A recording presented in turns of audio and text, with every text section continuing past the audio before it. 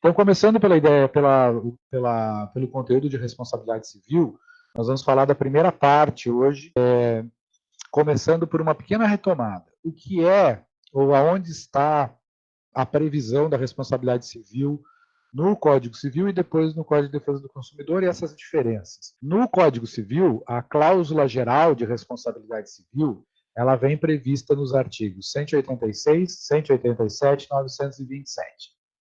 Lá eu tenho uma previsão de que a responsabilidade civil se dá em decorrência da causação de um dano de ordem material, econômica, ou de ordem moral, pelo cometimento de um ato ilícito. A regra geral é essa, mediante a presença de culpa. Culpa em sentido amplo.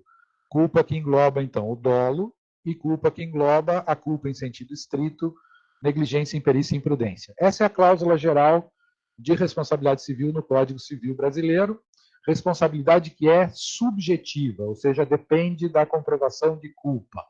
Se eu não, a regra geral é essa, se eu não tenho como comprovar que o dano foi causado mediante uma ação ou omissão do agente por culpa sua, ou seja, por dolo, de propósito, ou por negligência, imperícia e imprudência, eu não tenho como responsabilizá-lo e, portanto, obrigá-lo a reparar o dano. Essa é a lógica, perfeito? Quando eu falo disso no Código de Defesa do Consumidor, eu tenho uma outra dinâmica, eu tenho uma outra cláusula geral, que diz que a responsabilidade dos fornecedores, de forma bem ampla, a responsabilidade dos fornecedores ela é objetiva, ou seja, independe da comprovação da ação ou da omissão culposa, ou seja, independe da presença do dolo ou da culpa estrito sensu, negligência, imperícia e imprudência, e além de objetiva, a responsabilidade, como regra geral, ela é solidária entre a cadeia de fornecedores, com algumas exceções trazendo a responsabilidade subjetiva, por exemplo, típico são os profissionais liberais, e algumas situações trazendo a responsabilidade subsidiária, que vou trabalhar lá com os comerciantes, lá do artigo 13. Então, a gente vai trabalhar sobre esses dois aspectos iniciais que dizem respeito à cláusula geral de responsabilidade do Código Civil e o seu tratamento no Código de Defesa do Consumidor. Além disso, como a gente fala aqui de produto ou de serviço, responsabilidade por conta de um defeito, nós vamos também, com base no Código Civil, iniciar lá pelo vício redibitório. Lembra do vício redibitório? Aquele que adquire um bem que existe ou que apresenta um defeito oculto no momento da aquisição, ou no momento da celebração do contrato, tem o direito de devolver o bem, ou seja, rejeitar a coisa e pegar o seu dinheiro de volta, ou pedir uma diminuição de preço. Quando a gente fala em vício redibitório, nós vamos falar de um defeito tratado de forma única pelo Código Civil, de um defeito que diminui a qualidade do bem, diminui a sua utilidade econômica e também diminui, consequentemente, o seu valor. Ou só diminui qualidade, ou só diminui o valor, ou diminui os dois aspectos, digamos assim, que nós temos como expectativa quando adquirimos um determinado bem. Quando nós falamos disso no Código de Defesa do Consumidor, eu tenho uma lógica um pouquinho diferente. O CDC divide os defeitos, de forma genérica, em dois grandes grupos. Eu tenho defeitos que são relativos à qualidade e adequação do bem, lá do princípio que nós vimos antes, e eu tenho defeitos que dizem respeito à saúde e segurança do consumidor, também princípio que nós vimos lá atrás. Nessa condição, eu vou dividir os defeitos ou os problemas, digamos assim, com relação a produtos e serviços dentro do Código de Defesa do Consumidor, em dois grupos. Aquilo que nós chamamos de vício do produto ou do serviço, que diz respeito à qualidade e adequação, e aquilo que nós chamamos de fato do produto ou do serviço, que diz respeito à saúde e segurança. Então, eu tenho duas situações diferentes, com tratamentos diferentes e com efeitos diferentes. Quando eu falo em vício do produto ou do serviço, nós estamos falando de uma situação que decorre ou do projeto, ou da fabricação, ou do armazenamento, ou eventualmente da qualidade da produção desse bem, que diminui a sua adequação àquilo que era a expectativa do consumidor e sobre qual expectativa esse consumidor adquiriu esse produto ou contratou esse serviço. Então, vou dar um exemplo. Eu adquiro um telefone celular. Meu telefone celular, qual é o meu objetivo, qual é a minha expectativa? Eu adquiri um determinado telefone celular que tem acesso à internet, que utilize os aplicativos de mensagem e que, além disso, por fim, ainda faz ligação, que hoje é o que menos importa, vamos dizer assim. Mas essa é a minha expectativa. Se esse produto não atende a essa expectativa, porque ele tem um mau funcionamento, seja porque ele foi mal projetado, seja porque ele teve um problema de fabricação, seja porque ele teve um problema de acomodação ou de armazenamento no caminho, por qualquer motivo que seja, porque isso não importa, o que importa é a apresentação do defeito, ou seja, do vício nesse sentido, eu tenho direito a ser ressarcido, reparado no meu prejuízo, na minha situação. Com relação ao produto, da mesma forma, se eu contratei um determinado produto com base em uma determinada expectativa de uma necessidade e esse serviço, foi prestado de forma inadequada, eu tenho direito a ser reparado no meu prejuízo, na frustração da minha expectativa com relação a esse problema de qualidade e adequação àquilo que eu esperava. Perfeito. Quando eu falo em fato do produto ou do serviço, eu tenho uma outra abordagem. Eu tenho uma situação em que o defeito que está presente, ele não apenas atinge a qualidade no sentido de não funcionar direito, de não atender a minha expectativa. Ele ultrapassa esse limite da qualidade e da adequação e passa a causar um problema ou um risco à minha segurança como indivíduo, à minha saúde, à minha segurança, à minha integridade física. Então, eu tenho um defeito que tem uma maior abrangência, uma maior gravidade e pode causar não apenas o simples mau funcionamento ou a frustração da minha expectativa, mas ele me coloca em risco de alguma forma. Então, se eu comprei o celular, vou continuar no mesmo exemplo, comprei o celular e ele funciona bem, ele atende a minha expectativa, ele faz as ligações, ele acessa a internet, ele usa o WhatsApp sem problema nenhum.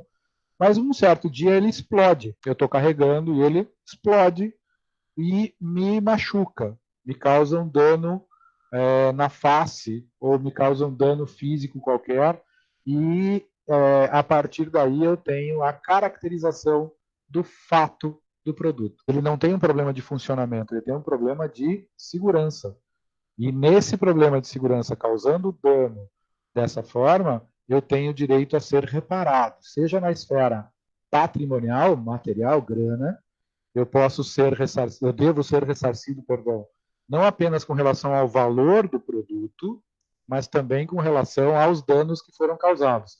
Danos de natureza material, sejam danos emergentes ou lucros cessantes, e danos de natureza moral, que passam desde o constrangimento de ter sofrido esse acidente, a angústia de ter sido machucado, danos eventualmente que permaneçam, como danos estéticos ou danos existenciais, todos esses danos devem ser reparados integralmente quando a gente trabalha com o direito do consumidor. Então, eu tenho essas duas situações pontuais. E eu tenho situações em que o mesmo defeito, digamos assim, ele vai se caracterizar inicialmente como um vício e depois como um fato. Vejam só, eu compro um ferro de passar roupa, certo? Esse ferro de passar roupa não funciona direito, ele fica lá, não esquenta direito, ele tem um vício, ou seja, ele tem um problema com relação à sua qualidade e adequação. Eu vou lá tentar consertar isso, vou tentar fazer ele funcionar e ele pega fogo. Ele entra em curto-circuito, pega fogo, me dá um choque, faz com que a minha lavanderia lá pegue fogo, me causa um prejuízo de ordem material e também de ordem moral. Então, na mesma situação, com o mesmo produto, de um mesmo defeito, eu posso ter as duas situações concomitantes. Onde é que eu tenho a previsão disso? Isso é muito importante. Onde eu tenho prevista essa condição relativa ao fato do produto e a responsabilidade, e ao fato do serviço e a responsabilidade, e, consequentemente, vício do produto e do serviço também. Quando eu falo em vício do produto, eu estou trabalhando aqui com o... Quando eu falo em fato do produto, perdão, eu estou trabalhando aqui com o artigo 12, que fala que a cadeia de fornecimento, vejam lá que no artigo 12 eu tenho fabricante, produtor, construtor, nacional, estrangeiro, importador, respondem independente da existência de culpa, ou seja, respondem de forma objetiva, pela reparação dos danos causados aos consumidores por defeitos decorrentes do projeto, fabricação, construção, manipulação e toda a gama de atuação com relação a isso. E eu tenho aqui, então, também, no parágrafo 1º, a caracterização do que é um produto defeituoso, certo?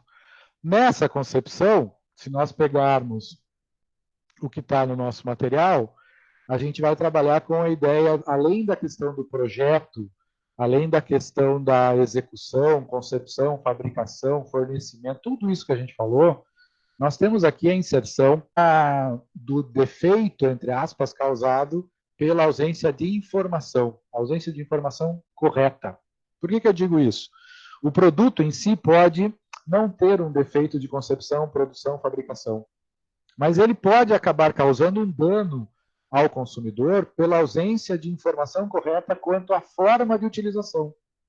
E aí eu tenho, da mesma forma, a consideração desse produto como defeituoso e, da mesma forma, a obrigação desse fornecedor, de forma ampla, a obrigação dele ressarcir, ou seja, ele responde pelos danos causados pela ausência de informação adequada com relação à utilização do produto ou do serviço. Então, se eu tenho lá um produto que não tem defeito a princípio no sentido da concepção, fabricação ou fornecimento, mas ele precisa ser utilizado com uma determinada cautela, com um determinado cuidado, através de um procedimento específico. Essas informações devem ser claras o suficientes para proteger o consumidor. Se essas informações não tiverem essa característica e for causado dano, o fornecedor vai responder. E, da mesma forma, o prestador de serviço, quando a gente for falar de prestação de serviços, está prevista também no nosso Código de Defesa do Consumidor. Vejam que essa responsabilidade, como eu coloco aqui, ela é solidária, com exceção do artigo 13, como eu falava, essa solidariedade ela está prevista no artigo 7º, parágrafo único do CDC. Se vocês tiverem o código para acompanhar, ele está lá, essa previsão.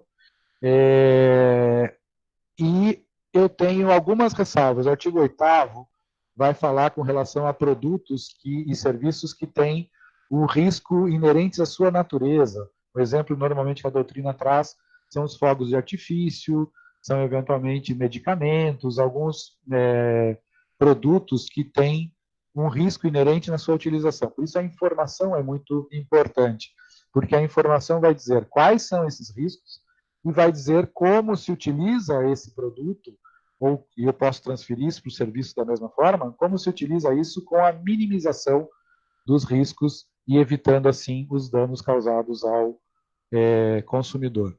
O artigo 13 fala que o comerciante ele não é responsável solidário e sim subsidiário, com algumas ressalvas, como a gente já falou, e eu tenho, então, essa possibilidade de aplicação. Quando a gente fala de fato, mesma lógica, fato do serviço, né, nós vamos trabalhar com o artigo 14, que vai trazer também, da mesma forma, o que é defeito, o que são serviços defeituosos, como isso funciona, e a ideia de responsabilização. E aqui, no artigo 17, nós vamos trabalhar com aquilo que a gente falava lá no início das nossas aulas, quando a gente falava do consumidor equiparado, ou no consumidor por equiparação. Alguns autores tratam do bystander.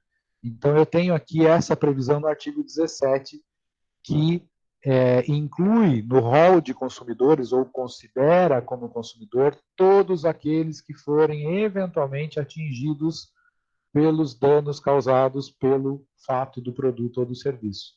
Então, todo e qualquer indivíduo, mesmo que não participe da relação jurídica consumerista, mas que for atingido por aquele defeito na sua esfera material ou moral, é considerado, para fins de responsabilidade, como consumidor. Então, isso é muito importante de nós termos em mente. Por que é importante também a gente fazer essa diferença, ou essa diferenciação entre fato e vício? Porque quando nós formos falar na nossa próxima aula, quando nós formos falar primeiro das excludentes de responsabilidade, segundo, quando nós formos falar dos prazos prescricionais e decadenciais, eu tenho um tratamento diferente para aquelas situações que falam em vício e tenho um tratamento diferente para aquelas situações que falam em fato do produto ou do serviço. Então é importante que a gente tenha em mente bem claro o que é uma coisa, o que é outra nessa concepção. Ok? Quando a gente fala, então, ao contrário, em vício do produto ou vício do serviço, aquele defeito que diz respeito à qualidade, à adequação, ao funcionamento do produto ou do serviço, nós vamos trabalhar com o artigo 18 e com o artigo 20. O artigo 18 vai falar de vício do produto e o artigo 20 vai falar de fato do produto. Qual é a diferença aqui? Primeiro, quando eu falo em qualidade e adequação, eu não tenho necessariamente um dano. Ou seja, eu não tenho ainda uma situação em que haja prejuízo de ordem material ou moral fora do espectro ou do contexto do fornecimento. Ou seja, fora dessa lógica de qualidade e adequação. Eu não tenho um produto que machucou alguém, eu não tenho um produto que constrangeu alguém, não tenho um serviço que eventualmente causou um determinado prejuízo. Eu tenho um produto ou um serviço que não atende à expectativa, à necessidade de qualidade e adequação do consumidor, certo? Nesse primeiro momento é isso que nós estamos falando. Pois bem, e o que isso, ou como isso é atendido no âmbito da responsabilidade civil por parte do tratado, isso lá no Código de Defesa do Consumidor? O Código de Defesa do Consumidor, num primeiro momento, com relação aos produtos, anotem isso, com relação aos produtos, como uma forma de equilibrar essa relação. Lembrem que lá no começo a gente falava que o CDC é, claro, uma norma protetiva, mas ele é, acima de tudo, uma norma que prevê o equilíbrio da relação jurídica consumerista. Então, nessa concepção, o que o CDC prevê no seu artigo 18 com relação aos produtos? Que antes de que o fornecedor seja obrigado a trocar o produto, devolver o dinheiro ou diminuir o preço, ele tem um período de 30 dias a partir da notificação do consumidor com relação a esse defeito, a esse vício, ele tem um prazo de 30 dias para solucionar o problema. Então, essa é a primeira coisa que vocês têm que ter em mente. Passados esses 30 dias, aí sim, eu tenho a possibilidade de que o consumidor opte pela substituição do produto por outro da mesma espécie, com a mesma qualidade, pela restituição da quantia paga corrigida ou pela diminuição do preço que foi pago, do desconto, certo? E sempre que o produto tenha essa possibilidade, por óbvio. Tem produtos que, por sua própria natureza, não tem como ser consertados. E não tem como ser aplicada a lógica do abatimento do preço. Porque eles, pelo vício que eles apresentam, eles não têm serventia, eles não têm utilidade econômica. Vou dar um exemplo dos alimentos, das bebidas.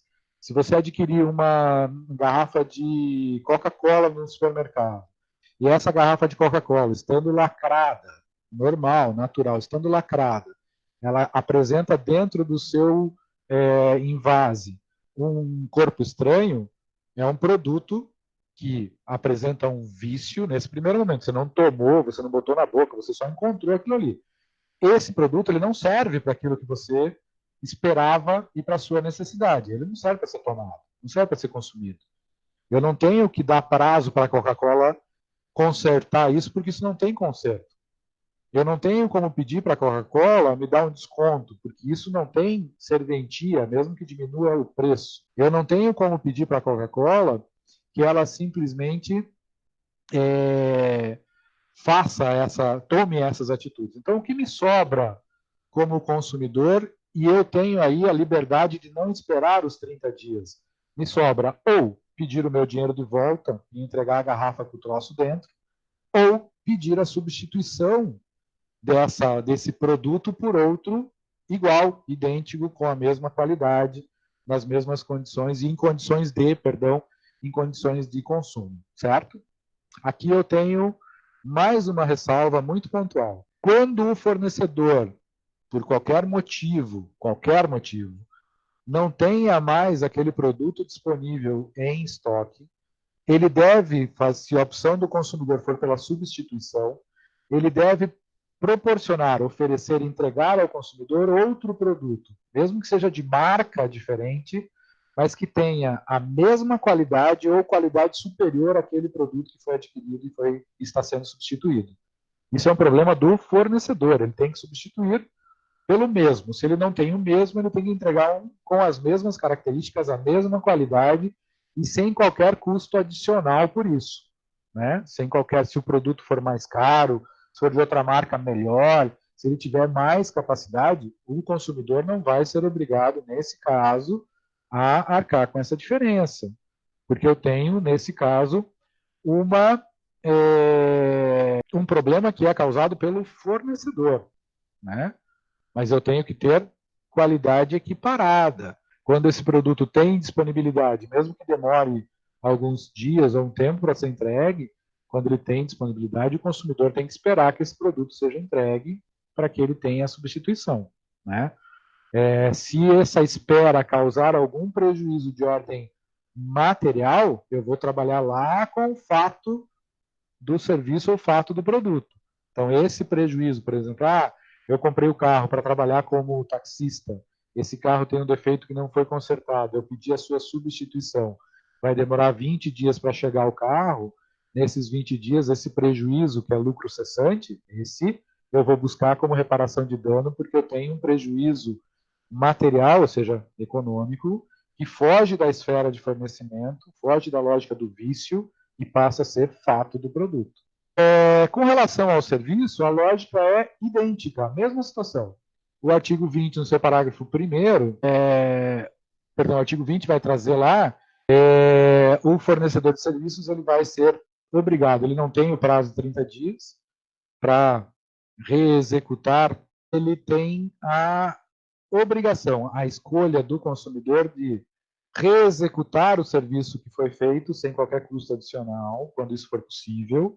Ele tem a obrigação, também por escolha do consumidor, a restituir o valor pago monetariamente corrigido ou, eventualmente, conceder um abatimento do preço. Por que aqui, quando a gente fala de serviços, eu não tenho prazo de 30 dias para que o fornecedor, prestador de serviço, conserte o que ele fez de errado? Porque esse conserto ele estaria englobado justamente na ideia de reexecução do serviço, que é do inciso 1. Então, eu tenho já diretamente a possibilidade de que o consumidor escolha o que ele quer para sanar o problema e sanar a situação a qual ele foi submetido. Então, é importante ter essa percepção. Essa é a diferença que nós temos com relação ao produto e com relação ao serviço. Eu tenho uma situação que diz respeito especificamente à possibilidade de consertar aquilo que está errado lá no produto, 30 dias para que seja feito isso. E eu tenho, no caso do serviço, eu não tenho essa opção, porque essa é uma opção que já estaria englobada no inciso 1, que é uma escolha que é do consumidor. Ele pode, eventualmente, permitir que esse fornecedor, prestador de serviços, reexecute o serviço e assim solucione o problema dele. Mas ele pode simplesmente não ter mais interesse nisso e pegar o seu dinheiro de volta corrigido monetariamente. Ou ele pode ter interesse nesse serviço e, eventualmente, esse serviço, mesmo tendo sido prestado de forma inadequada, ainda ter atendido minimamente a sua expectativa, então ele só quer um desconto, só quer um abatimento. Não foi perfeito, mas também não foi tão ruim que eu não queira mais. Então eu peço uma parte do meu dinheiro de volta. Isso é uma situação bastante interessante nesse sentido. E lembrando vocês, tanto o vício do produto como o vício do serviço não impedem que eu tenha o ressarcimento por eventual prejuízo que se caracterize como fato do produto ou fato do serviço. Eu posso pedir a reexecução do serviço e buscar perdas e danos da mesma forma. Eu posso buscar a substituição do produto e buscar perdas e danos. Eu posso pegar o meu dinheiro de volta, corrigido monetariamente, e mesmo assim buscar eventualmente, a reparação dos danos morais, por exemplo, que foram sofridos. Né? Imaginem vocês contratar um serviço. O serviço é muito comum que ele cause prejuízos de ordem moral. Né? Vejam só, vocês contratam lá o serviço de uma festa, ou contratam a prestação contratam o serviço de um músico, ou de um buffet, ou eventualmente de uma costureira. Vocês contratam um serviço qualquer para um evento pontualmente marcado.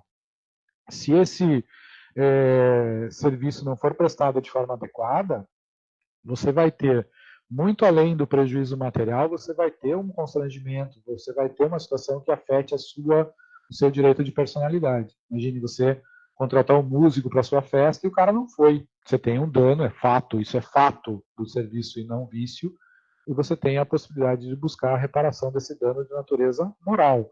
E o pagamento, se você já fez o pagamento, você vai buscar na esfera material. Mas se ele foi lá e ele não tocou aquilo que você pediu, se ele não tinha os equipamentos que ele informou você que tinha, se eventualmente o equipamento dele não funcionou de forma adequada, isso é um problema dele. Ele é o prestador. Ele tem que garantir essa qualidade. Então, eu estou falando de vício do serviço. E aí eu posso, eventualmente, buscar uma restituição parcial do preço, eu posso buscar, eventualmente, uma indenização pelos danos que foram causados, mas, nesse caso, eu não tenho como pedir a reexecução, até porque eu não tenho utilidade para essa reexecução. E eu não tenho como devolver, ou seja, a restituição do dinheiro, só se, eventualmente, eu, a partir do momento em que não for, a partir do momento em que não for de qualquer forma possível aproveitar esse serviço, eu não permito, então, que ele seja prestado. Então, vou continuar no exemplo do músico.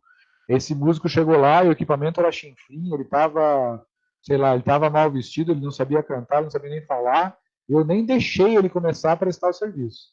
Eu já cortei esse embalo, daí eu quero meu dinheiro de volta. Então, tudo vai dessa ideia de razoabilidade, de análise do caso concreto, natureza do serviço, natureza do produto, e quais os efeitos que esses defeitos causam. Se é um defeito de funcionamento, adequação, qualidade, vício. Se é um defeito que causa risco à saúde e segurança, eu tenho fato do produto nesse contexto. Beleza? Então, a gente tem a partir daí essa condicionante. Eu aqui termino essa primeira parte.